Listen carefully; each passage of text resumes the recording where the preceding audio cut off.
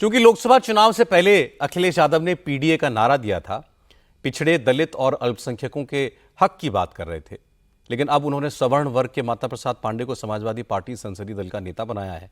इसलिए बीजेपी ने इसे मुद्दा बनाया और अखिलेश के पास इसका कोई जवाब नहीं है। हालांकि बीजेपी में भी सब कुछ ठीक नहीं है। Deputy chief minister Keshav Prasad Maurya और ब्रजेश पाठक की मुख्यमंत्री योगी आदित्यनाथ के साथ अनबन की चर्चा कई दिनों से चल रही है। हालांकि आज विधायक दल की मीटिंग में तीनों नेता एक साथ नजर आए।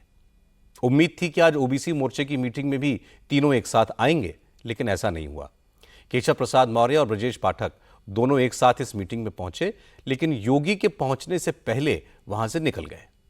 ओबीसी मोर्चे की मीटिंग में योगी आदित्यनाथ ने कहा कि अब सभी कार्यकर्ताओं को मिलकर विरोधी दलों की असलियत जनता तक पहुंचानी होगी। योगी ने कहा कि लोकसभा चुनाव में वोट के लिए समाजवादी पार्टी और कांग्रेस ने जातियों के नाम पर लोगों को आपस में लड़वाया।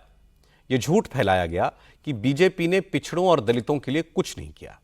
हकीकत तो यह है कि समाजवादी पार्टी की सरकार में पिछड़ों की उपेक्षा हुई, उन पर अत्याचार किए गए। जो कार्य कभी विदेशी आक्रांता करते थे, आज वही कार्य तो इस देश के अंदर छद्म सेकुलरिज्म के नाम पर आने वाले राजनीतिक दलों ने किया है। यही कार्य तो किया है, वही तो कर रहे हैं, उनके द्वारा यही तो कराया गया। और ज्यादा दूर मत जाइए, ये चुनाव, अभी लोकसभा का चुनाव इसका एक उदाहरण है।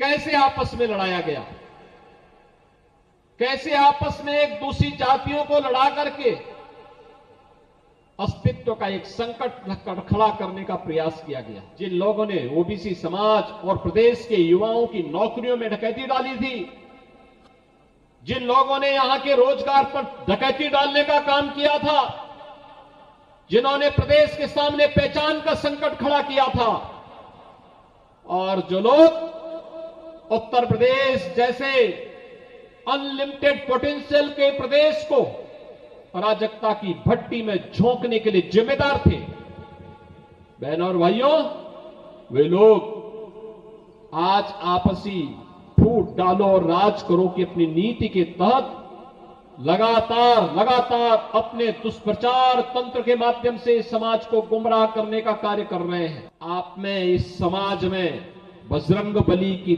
ताकत छुपी हुई है। बस उस ताकत को उजागर किए जाने की आवश्यकता है, उस ताकत को उजागर किए जाने की आवश्यकता है। रावण की लंका को जलाने में और उसको दहन करने में बहुत देर नहीं लगेगी। ये जो रावण आज गुमराह करके समाज को आपस में ही लड़ाने का काम कर रहा है, याद रखना, हमारा ओबीसी समाज मजबूत हो, यह महत्वपूर्ण है, लेकिन हमें सर्व समाज के साथ बेहतर समन्वय करके देश विरोधी और समाज विरोधी गतिविधियों में लिप्त तत्वों को बेनकाब करते हुए प्रधानमंत्री मोदी जी के नेतृत्व और मार्गदर्शन में विकसित भारत की परिकल्पना को साकार करने के लिए प्राणपण से जुटना है। इससे पहले केशव प्रसाद मौर्य ने फिर वही बात कही जो उन्होंने प्रदेश कार्यकारिणी की बैठक में उठाई थी, लेकिन शब्द अलग थे। केशव प्रसाद मौर्य ने कहा कि चुनाव सरकार नहीं लड़ती, पार्टी लड़ती है और पार्टी ही जीतती है। इसलिए अब कार्यकर्ताओं को 2027 के चुनाव के लिए जी जान से जुटना चाहिए। लग रहा है करवट बदल रहा है। देखो, मोर्चे की ताकत 2027 का संदेश है। तैयार होना तो 2027 के लिए। देखा कुछ लोग हाथ उठा रहे हैं, कुछ लोग नहीं उठा रहे हैं। तैयार हो ना?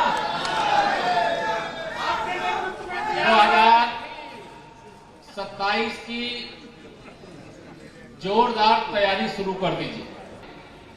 चुनाव सदा पार्टी लड़ती है और पार्टी ही जीतती है।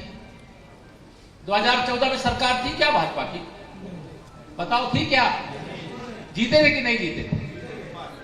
2017 में सरकार थी क्या? जीते थे कि नहीं जीते थे? लेकिन जब सरकार नहीं थी तब जीते, और जब सरकार आ गई तो थोड़ा सोचेंगे अब तो हम सरकार के बल पे चुनाव नहीं जीता जाता, पार्टी ही लड़ती है, पार्टी ही जीतती है।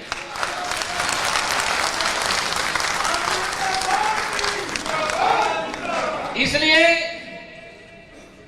अब 2024 में जो चूक हुई उसको भूल करके 2027 में पार्टी की ऐतिहासिक विजय का, 2017 का भी रिकॉर्ड तोड़ने का लक्ष्य लेकर के अपने अपने जिले में, अपने अपने विधानसभा क्षेत्रों में, अपने अपने कार्य क्षेत्रों में डट जाने का काम करिए।